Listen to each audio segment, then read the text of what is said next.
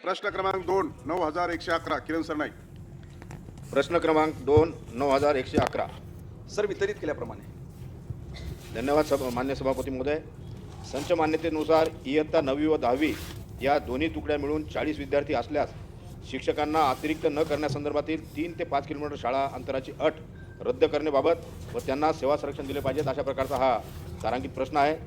आदरणीय सभापती महोदय, मान्य मंत्री महोदयांनी सांगितल्याप्रमाणे ज्या शाळेतील 9वी व 10वीतील विद्यार्थी 20 किंवा त्यापेक्षा अधिक आहेत तेथील शाळांना 1 वर्ष प्रोत्साहनपर सवलत दिलेली आहे व तेथील शिक्षक अतिरिक्त होणार नाहीत, त्यांना सेवा संरक्षण देण्यात येणार आहे.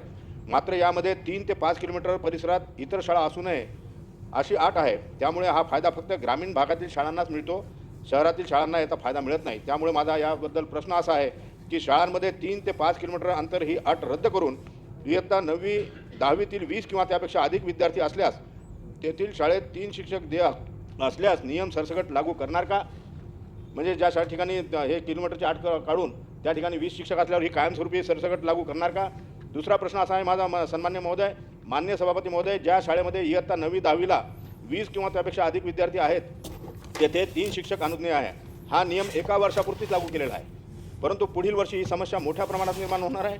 दिवसेंदिवस विद्यार्थ्यांची संख्या कमी होत आहे, त्यामुळे 1 वर्षात हा प्रश्न सुटणार नाही.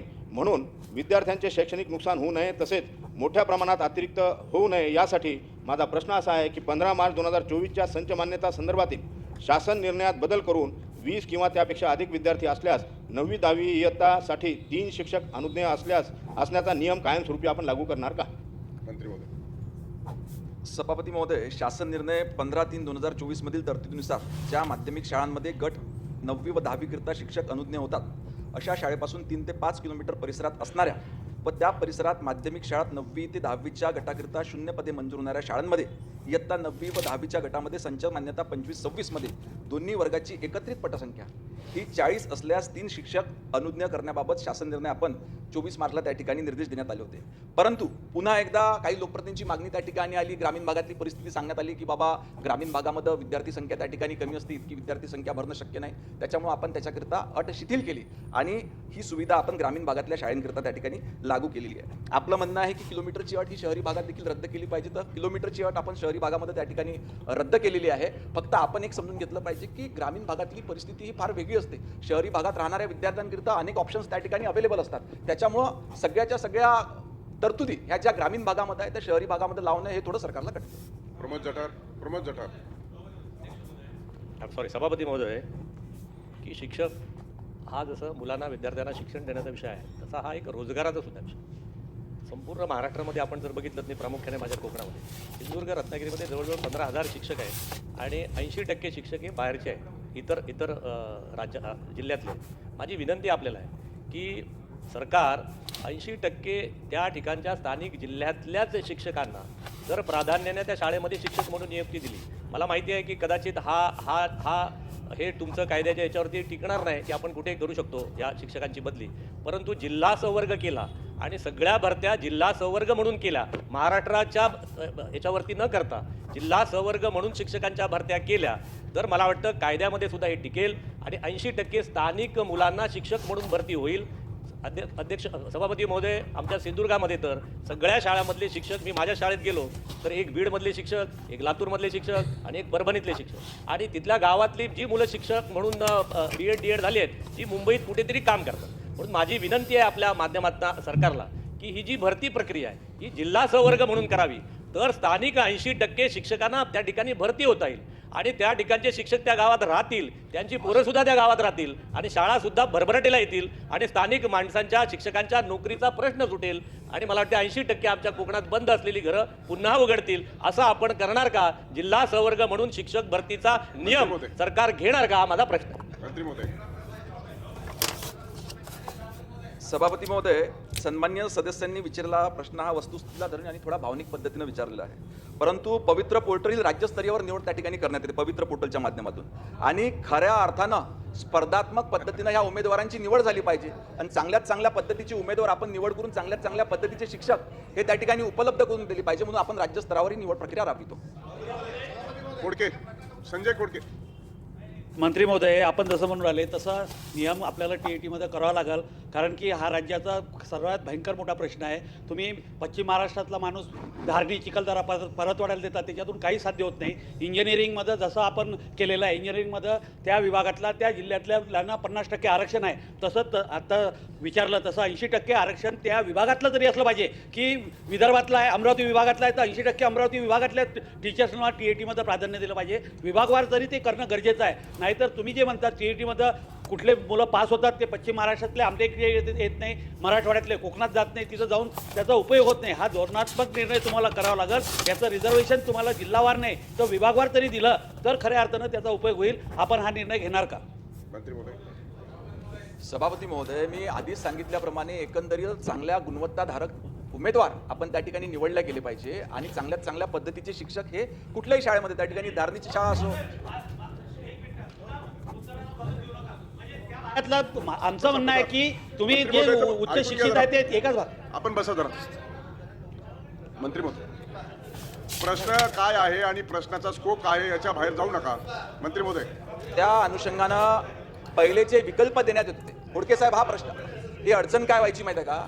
आपण त्याला विकल्प पहिले भरपूर देत होतो की आयदर तो 3-4 विकल्प टाकायचा आणि मग त्याच्या सोयीनं तो त्या ठिकाणी चालला जायचा. आता आपण देण्यात येणारे विकल्प त्याला मर्यादित केलेले आहे. त्याच्यामुळे त्या भागातल्या उमेदवाराला त्या कमीत कमी विभागात तरी नोकरी मिळण्याची संधी त्या ठिकाणी वाढली आहे. निरंजन डावकरे. वर झालं ही पूर्ण व्यवस्था ही विद्यार्थी केंद्रित आहे आणि विद्यार्थ्याला न्याय भेटण्याच्या दृष्टिकोनाने आपण शिक्षण व्यवस्था ही राबवत असताना याच्यामध्ये जो मूळ प्रश्नाचा गाभा आहे की प्रत्येक विद्यार्थ्याला शिक्षक भेटला पाहिजे, त्या दृष्टिकोनाने शहरी भागामध्ये ह्या संदर्भातली अटी ज्या आहेत त्या आपण शिथिल करणार का? कारण आपण म्हणताना म्हटलात की शहरी भागांमध्ये परिस्थिती वेगळी, ग्रामीण भागांमध्ये परिस्थिती वेगळी. आपल्याला हे पण लक्षात गेलं पाहिजे की शहरी भागांमध्ये आज लोकवस्ती प्रचंड वाढले आणि त्याच्यामुळे त्या तिकडे जे सर्वसामान्य आहेत, गोरगरीब आहेत, त्यांनाही चांगली शिक्षण व्यवस्था भेटली पाहिजे.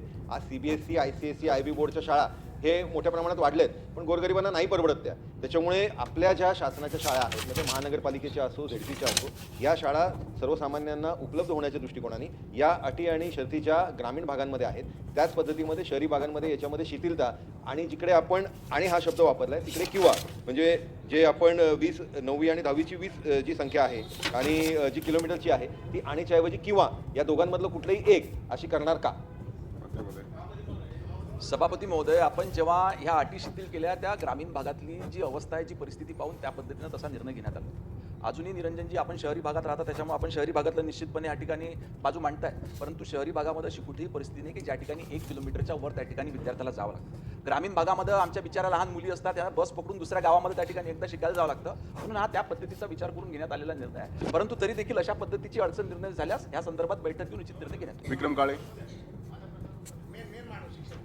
महोदय, खरं म्हणजे हा प्रश्न जो आहे तो संच मान्यतेच्या बाबतीतला आहे आणि मंत्री महोदय, तुम्ही तरुण आणि तुम्ही शिक्षणाशी संबंधित असल्यामुळे अनेक अपेक्षा तुमच्याकडून होत्या, परंतु त्या अपेक्षा काही खऱ्या होताना दिसत नाहीत. गेल्या अधिवेशनात सुद्धा आपण आश्वासन दिलं होतं की या बाबतीमध्ये आम्ही बैठक घेऊ. दुसरं अधिवेशन आलं, बैठक झाली नाही. बैठक लागली दादा भुसे साहेबाकडे, पण ती बैठक होऊ शकली नाही. मी स्वतः त्या बैठकीला हजर होतो.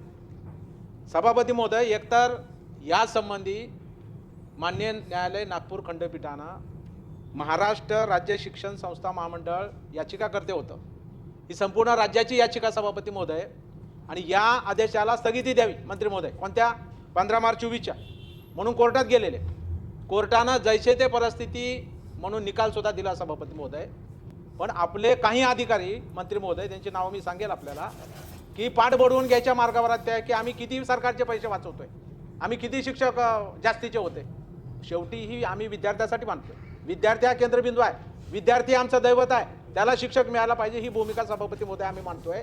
मग कोर्टापेक्षा शासन मोठं झालं का? आता न्यायालयानं स्थगिती दिलेली असताना सुद्धा आपण आश्वासन दिलं सभागृहामध्ये की बाबा हा 15 मार्चचा जो शासन निर्णय निघालेला आहे त्याच्यामध्ये इथं सर्व शिक्षक आणि पदवीधर आमदार तुमच्याकडे निवेदनं दिली की आमच्या भावना समजून घ्या, याच्यामध्ये बदल करू, आपण बसू, चर्चा करू आणि सर्वसमावेशक शासन निर्णय व्हावा ही आमची भूमिका. आम्ही काय पूर्णपणे रद्द करा असंही म्हटलेलं नव्हतं, पण ते होऊ शकलं नाही मंत्री महोदय. आता दुसरं शैक्षणिक वर्ष सुरू झालं, आता आपण लगेच जे अतिरिक्त झालेत त्यांचं समायोजन करा म्हणताय. आता आपण 8 शिथिल केली, त्याबद्दल अंशतः अभिनंदन मी तुमचं करतो, परंतु परंतु आता उच्च न्यायालयाने जी स्थगिती दिली, पुन्हा आपल्या संचालकांनी काय पत्र काढलं 25 मेला प्रश्न विचारा, की प्रश्न. प्रश्नावरच येतोय ते हे सभापती महोदय, हा महत्वाचा विषय आम्ही वारंवार सभागृहात का आणतोय? प्रश्न सुटत नाही म्हणून आणता सभापती महोदय, तुम्ही न्याय दिला पाहिजे आम्हाला. आणि म्हणून आता 25 मेला संचालकांनी पत्र काय काढलं मंत्री महोदय की हा निर्णय फक्त अमरावती आणि नागपूर पुरता मर्यादित आहे. असं नाही मंत्री महोदय, निर्णयाची कॉपी माझ्याकडे आहे. राज्याच्या बाबतीत हा प्रश्न निर्णय विचारा दिलेला ना. आहे. त्यामुळं त्या निर्णयानुसार ही संच मान्यता आहे ती स्थगित झाली पाहिजे आणि तोपर्यंत एकाही शिक्षकाला अतिरिक्त न करता समायोजन त्याचं होता कामा नये. ही भूमिका तुम्ही घेणार का? आणि आता दुसरा विषय समोर आला. आम्ही तुम्हाला ओरडून सांगतोय की कनिष्ठ महाविद्यालयामध्ये अनेक ऑप्शनल विषय असतात, त्यामुळे ऑफलाईन संच मान्यता पाहिजे होती. आपण ऑनलाईनचा घाट घातलाय. आता जवळपास ज्यांची सेवा 27 वर्ष झाली तो माझा कनिष्ठ महाविद्यालय शिक्षक अतिरिक्त ठरवला तुम्ही, म्हणजे 27 वर्ष पूर्ण वेळ काम करतोय त्याला तुम्ही अतिरिक्त ठरवलेला आहे, त्याला तुम्ही अर्धवेळ केलंय. हा कुठला नाही. आज सुद्धा नागपूर कार्यालय उच्च शिक्षण कार्यालयासमोर उपसंचालकांसमोर धरणे होत आहे, छत्रपती संभाजीनगरला होत अर्धा तास संपलेला आहे. सभापती आपण महोदय, दुसऱ्या प्रश्नावर म्हणून आहोत. माझा प्रश्न मंत्री विचारा ना, महोदयाला भाषण या विचारा. माध्यमातून अतिशय स्पेसिफिक आणि मुद्द्यातून प्रश्न आहे की शेवटी आपल्याला हे पुढे न्यायचं आहे. आम्ही याला विरोध म्हणून विरोध करत नाहीत, याच्यामधून मार्ग काढायचा आहे. म्हणून साठी तुम्ही सिंहाच्या शिक्षक संघटना असतील, जुकटासारखी महत्वाची संघटना एकच आहे राज्यात जी 45,000 शिक्षकाचा प्रतिनिधित्व करते, त्यांना सोबत घेऊन कनिष्ठ महाविद्यालयाच्या बाबतीतल्या संच मान्यतेचा प्रश्न आणि या माध्यमिक प्राथमिक शाळेच्या संच मान्यतेचा प्रश्न कायमस्वरूपी मार्गी लावण्यासाठी एक उच्चस्तरीय बैठक घेऊन हा निकाल लागेपर्यंत समायोजनाची प्रक्रिया थांबवून आपण करणार का? असा माझा मुद्देसूद प्रश्न आहे.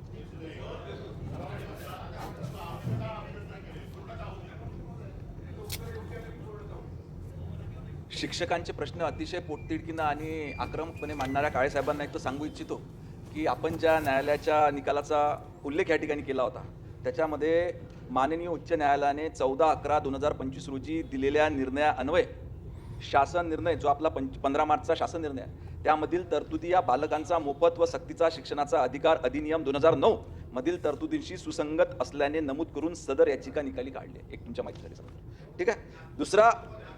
दुसरा विषय, आपण ज्या ह्या सूचना केल्या, आपलं म्हणणं बरोबर आहे की आपण ठरवलं होतं की अधिवेशनानंतर बैठक घेऊन जे आपले शिक्षक आमदार आहेत त्यांच्यासह मान्य मंत्री महोदयांकडे बैठक लावून याच्यावर आपण 24 आपला मार्च 24चा जो शासन निर्णय आहे त्याच्यामध्ये काही सुधारणा करण्यात येईल. मी पुन्हा एकदा मान्य मंत्री महोदयांना विनंती करेन आणि हे अधिवेशन संपल्यावर लवकरात लवकर आपण ही बैठक करू.